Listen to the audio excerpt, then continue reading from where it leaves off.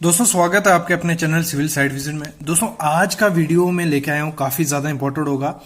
अगर आप सोच रहे हो घर की कंस्ट्रक्शन करनी है और मटेरियल कितना लगेगा, सीमेंट की बात करें, सैंड की या एग्रीगेट की, तो आज मैं आपको सिखाऊंगा कि कैसे आप इजिली एस्टिमेट कर सकते हो कि आपको स्टील कितना लग रहा है, पेंट कितना लगेगा, फ्लोरिंग की कितना एरिया होने वाला है।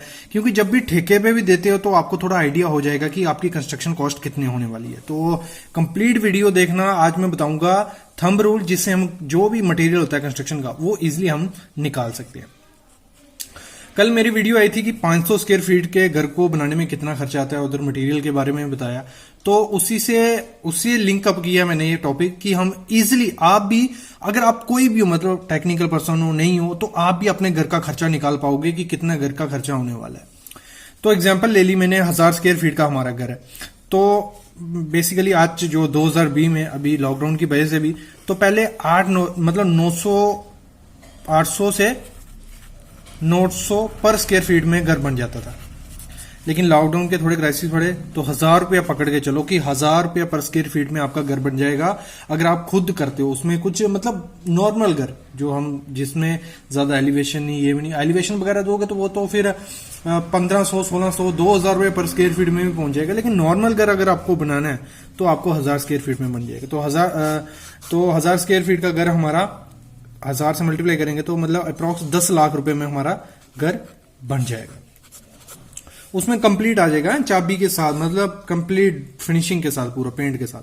तो अगर सीमेंट की बात करें, आपके घर में अगर आपको निकालना हो सीमेंट कितना लगेगा, चलो मैं 1000 स्क्वायर फीट पकड़ के चल रहा हूं। आपका जितना भी एरिया है, बिल्टअप एरिया लेना है, जितने में हमारा बिल्टअप एरिया होता है ना, जो वो लेना है।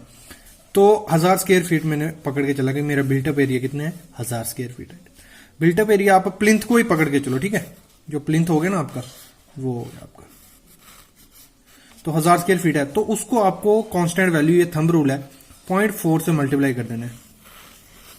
तो आपको निकल आएगा 400 बैग सीमेंट आपको लगेगा 1000 स्क्वायर फीट के घर को बनाने में।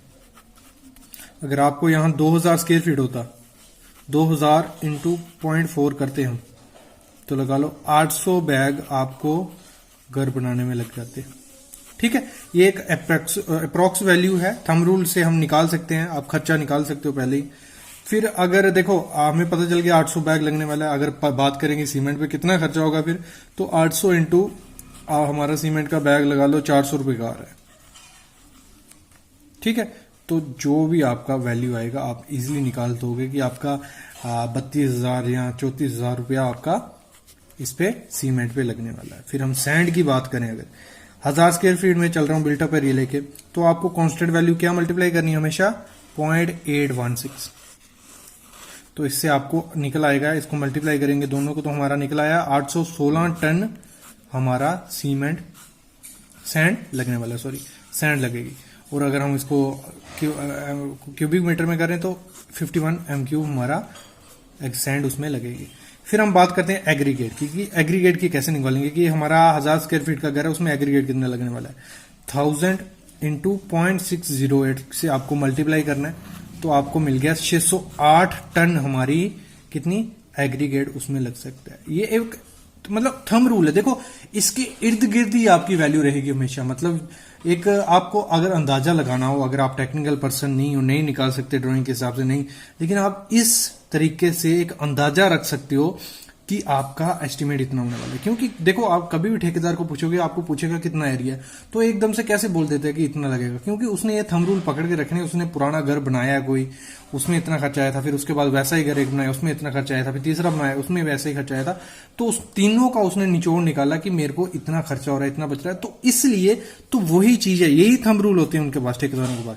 ये हो गया, ये हो गया, ये हो गया। अभी बात करते हैं हम स्टील की। तो स्टील कितना लगेगा, तो 1000 स्क्वायर फीट हमारा बिल्टअप एरिया था, तो हमें मल्टीप्लाई हमेशा किससे करना है, 4 से।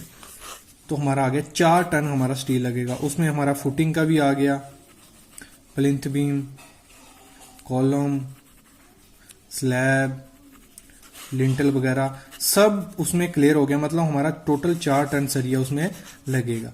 और हमारा 4 टन किस हिसाब से लगेगा, इसमें मैंने काफी वीडियोस बनाई हैं, ये नहीं है कि यही वीडियो बना रहा हूं, काफी वीडियोस बनाई है जिसमें मैंने सब आपको कैलकुलेशन करके बताई है। ये अप्रॉक्स मेरी कोई 7वीं या 8वीं वीडियो होगी इस टॉपिक पे, उसमें कुछ अलग बताया है, आप वो भी देखो, प्लेलिस्ट में वो भी होगी।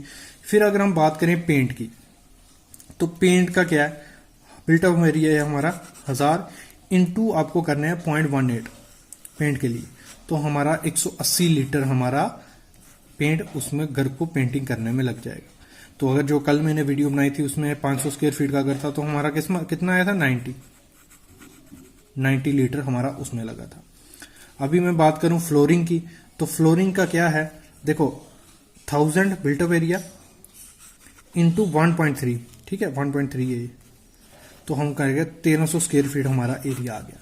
इसमें आपका स्कर्टिंग भी आ गई, तो इससे ये इसका क्या फन हुआ, इससे आप एक टाइल निकाल सकते हो कि नंबर ऑफ टाइल्स कितनी चाहिए, ठीक है 350 कुछ टाइल्स आएंगे अगर आप साइज के हिसाब से करोगे। इधर से नंबर ऑफ टाइल्स निकल गई। दूसरा, इधर अगर आपको किसी को ठेका देना है कि वो बोलता है कि इतना 1000 स्क्वायर फीट है, मैं इतना पैसे लूंगा, आप निकाल लो 1000 स्क्वायर फीट में टोटल एरिया कितना हो जाएगा, 1300 स्क्वायर फीट।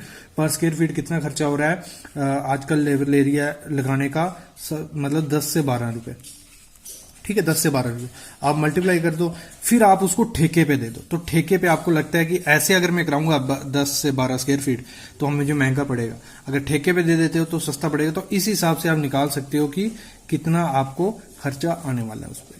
फिर हम बात करें ब्रिक पे, तो हमारे कंस्ट्रक्शन में ब्रिक कितनी लगेगी, देखो 1000 स्क्वायर फीट हमारा बिल्टअप एरिया था, इंटू 8 करना है, क्योंकि 1 स्क्वायर फीट में 8 ब्रिक्स हमारी यूज होती हैं, ऐसे हम पकड़ के चलते हैं। तो हो गई हमारी 8000 ब्रिक। तो ये हो गया, मतलब ये देखो ब्रिक का क्या है, ब्रिक डिपेंड होती है कितनी पार्टीशन दे रहे हो, 4 इंची 9 इंची किस हिसाब से दे रहे हो, लेकिन बाकी आप इससे रफली निकाल सकते हो। आपका अगर 2000 स्क्वायर फीट एरिया है तो आप इंटू 8 करना है, मतलब 16000 ब्रिक पकड़ के चलो, 16000 ब्रिक आपकी उसमें लगेगी। बाकी प्रॉपर अगर मतलब एक्चुअल क्वांटिटी निकालनी है वो तो ड्राइंग के हिसाब से निकलेगी, क्योंकि कितनी दीवारें दे रहे हो, 9 इंच की कितनी है, 4 इंच की।